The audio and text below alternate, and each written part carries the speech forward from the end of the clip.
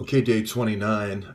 This is Uranium 1. This is a very simple story, and I'll explain how all the pieces got put together to make this conclusion. But it's very simply a port in South Carolina called Charleston. There's a Navy yard there, and a truck or trucks, lots of trucking companies took stuff there and this yellow cake uranium, which is reduced uranium ore, and shipped it to the Middle East for all the nuclear programs of the Middle East, as well as Africa.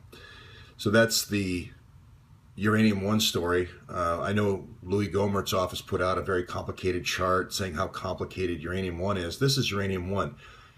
But the next piece that I'm going to add to this is when you add the Iwans and the logistics spiring in Congress, what you really have is ISIS in Congress. The uranium is the backbone, is the substrate, is the transport for a much larger trade, which is supporting ISIS around the world in the different countries we have around the world. And I'll show you how I put those things together over time in this series. If I wanted to add the ISIS piece, and you don't have to believe that part if you don't think the CIA's ever done drugs for guns, you can just leave it right there and just be able to tell all your friends, hey, I know how it works. I know what Uranium 1 is. It's yellow cake uranium going from Charleston to the Middle East. And here's our UAE ambassador, and he does an agreement called 123. It's as easy as 123. You can just leave it right there. Or you can say, well, wait a minute, there's history, there's CIA, there's drugs. I'm going to add another arrow here going and saying drugs in one direction into the United States and uranium going into the other. Now, before this, you're going to have Montreal. Before 2010, the same operation was going on in Montreal. Okay, so instead of going here, it was going to Azerbaijan, to a weapons factory in Azerbaijan.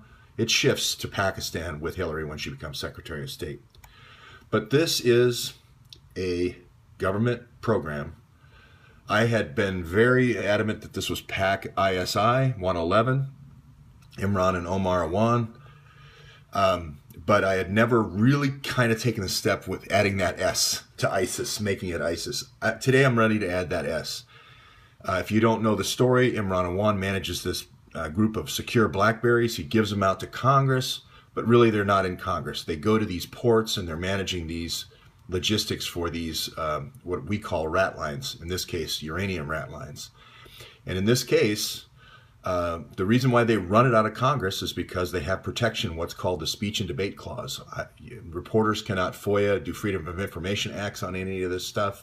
It's secret. That's why they're running it out of Congress. If somebody else would have had a speech and debate clause like DHS does for a lot of things, they'd run it out of DHS, which is the other reason that this is run out of, the logistics are run out of DHS, national security. So, if you're not familiar with the story, you can catch up at 5,100 illegal logins in Congress, terabytes of data going to Pakistan, thousands of cash payments. The only thing that would allow such a program to continue would be a state-supported funding for ISIS. This is ISIS in Congress. If you're not familiar with the story, I started when we discovered these emails on Humus server. I said this was the destination of these emails. There was a police chief that said there was pay to play. And I started in about day 54 coalescing this, saying this is Hillary and pay to play. It's David Petraeus. It's Hillary Clinton. It's the Muslim Brotherhood. I didn't really have an understanding of ISI at that point. Eric Braverman, we had followed him. He was he was kind of the guy brokering these deals, but he didn't realize that there was drugs involved, and he gets involved later. Day 88, I was basically staying home and doing slides every day and doing searches, hundreds of Google searches with all the contributors. I talked to Cy Hirsch on the phone, a long conversation. He said, you can connect the dots all you want at home, but you need to get out on the road and drill down on your story to get the details. So I did. I went, this story broke soon after that, which was Maria Bartiromo and Luke Rosiak at Daily Caller had broke this story about this spiring in Congress, and I immediately said, hey, this is the source, this server, this external server they have is the source. And the destination is New York, the Humus server. So I was trying to always connect the dots between Washington, D.C. and New York. You can see about day 134, this Harvard philanthropist, Trish Negron, journalist, executive coach, a whole bunch of other things in the philanthropy area. She wrote an article about me and called The Accidental Journalist, where it was talking about this connection between Andre Carson, a representative in Congress, and the Muslim Brotherhood. My understanding wasn't quite yet that it was ISI. I was still saying brotherhoods. I was saying, though, that there was drugs involved. So I was looking at these pain clinics in Detroit. Sorry if that's not exactly getting all the screen there. I went to Muzaffar Awan. I made the connection to this guy named Gulan, who I said was running a series of drug, basically pain clinics throughout the U.S. and Canada. I'm heading to Canada. This is, of course, Mike Flynn, the person he wants to extradite to Turkey. And the Turkish president says he's a terrorist. So I did this John B. Wells show, Caravan to Midnight. I remember I was in Detroit that night, and I was talking about pay to play with these pain clinics. Thank you, John B. Wells. I went to Toronto. This is Islington, with a filmmaker there who had a lot of background on ISI activities. And that's where I started really formulating this idea that this is really Pakistani ISI that's running this thing. I went to Montreal to develop the CIA drug connection to this, and I did a lot of stories at the ports and talked about the long history of the CIA in Montreal as kind of a base of operations until they can establish in the U.S. And that's where this idea of the PAC-ISI was using these EB-5 visas and other types of asylum visas to bring in operatives into the United States. This is the part where I actually get involved in the story, where I go to this home and I find these smashed hard drives. I find these BlackBerries that are being used at the ports, I believe. Still haven't proven that yet. And that's a part of the story that's being suppressed. But the story, I break the story. Andre Taggart's the Marine that finds it. And basically there's these CDW orders that are being delivered directly to his house to this aspiring leader, the leader being Imran Awan. And I believe those phones are going all over the world to manage this logistics network, primarily Pakistan. I meet Jason at Crowdsource the Truth. I use this screenshot without permission, but hopefully tell me to take it down. But I basically talk about this Clinton Foundation, and Jason's being in New York is developing the Clinton Foundation, kind of the brain center that's actually making all these machinations happen around the world, as being very connected to this spying. So you can watch that. It's an excellent episode. There's 2 episodes where Jason and I do together.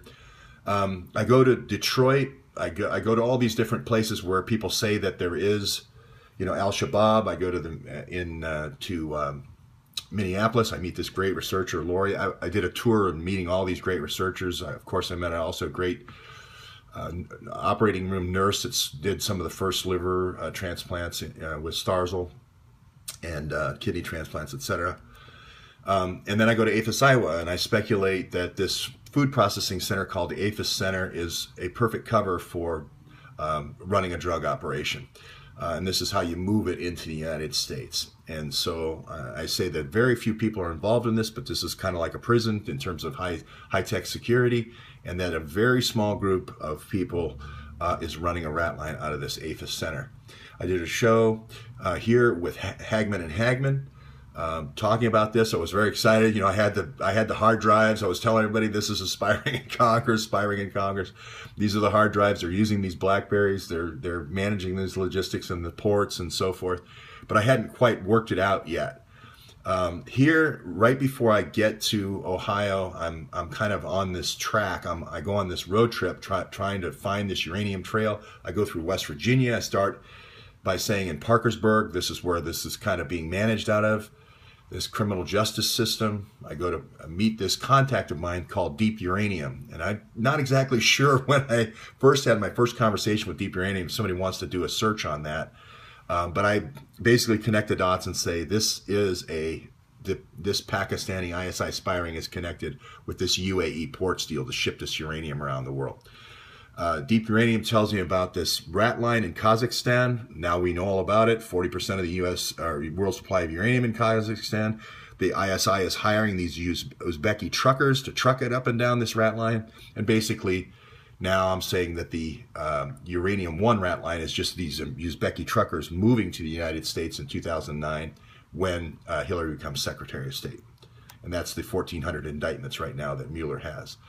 So at some point along here in this trip around kind of Lake Erie here, starting in Fort Wayne and then moving through to Detroit and then going all across Canada and coming back to Ohio through West Virginia, I get to Clarksburg and then I get stopped in Zanesville. That's where the FBI comes up with a parallel construction to stop me. I was about ready to meet a second informant and want to show everyone how close I was to the Uranium 1 endpoint. There was these murders, these rodent murders I thought were involved. I still think they are. There's this R&L trucking that I thought was involved. I still think it is. I think that's going to be the kind of the model where these DynCorp sheriffs are the wranglers for these Uzbeki truckers coming in, and they get rid of them if they ever talk. I learned a lot about Pakistan and different tribes within Pakistan from Deep Uranium. He had a group of about 8 people that talked a lot about, this is called Musa, it's the Pak ISI 111, it's the Jat tribe. I got it down to the Jat tribe. Here's the exact spot in Pakistan where 12 farmers get their land stolen from them, another CIA thing. Now we know Rahm Emanuel goes in 2009 and fixes this situation for Imran's dad to get him out of legal trouble with this thing. So this isn't something that, Imran has a motorcade when he goes back there. It's obviously state supported all along the way. Here Julian Assange all of a sudden out of the blue tweets an email about NADRA, which is a surveillance application. Logistics applications and tracking applications can also be surveillance applications. And I speculate that this is for brokering. This is for the uranium rat lines. This is June 7th with Jason on Crowdsource the Truth. Give him credit. This is the very famous episode of Clear and Present Danger that Jason did with Trish and I. If you haven't seen it, it basically says that Uranium 1 is happening in Ohio. So, and South Carolina. The key point is South Carolina for this uranium traffic. Now that brings us to today, which is, there was public articles out there, but I didn't know it at the time, but the actual bribes of the cylinder company, the UF6 cylinder company, was actually in a town called Bremen. The guy's name is Barry Kelly. The Mikarin Russian businessman was getting bribes from this guy so he could get the cylinder business. Here he talks about how we're going to have 2 European companies bid it, and then we're going to give the money to Barry. And they call it cake. The paybacks, the bribes are called cake.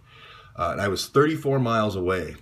And again, the person who busted me was a guy named Pettyjohn, and he is with the, not busted me, but set me up, was a special agent that was tracking uranium. And he said he was from Ohio. He wasn't. He was from Virginia. He's one of McCabe's guys. McCabe set me up in Ohio. But I think everybody knows that. And I don't think I have my lawsuit on here, but it resulted in a lawsuit that we're moving forward with. That brings us to today, which is going all the way back through this quite an amazing journey. I would just say that it is ISIS. This is Uranium 1, and this is ISIS in Congress.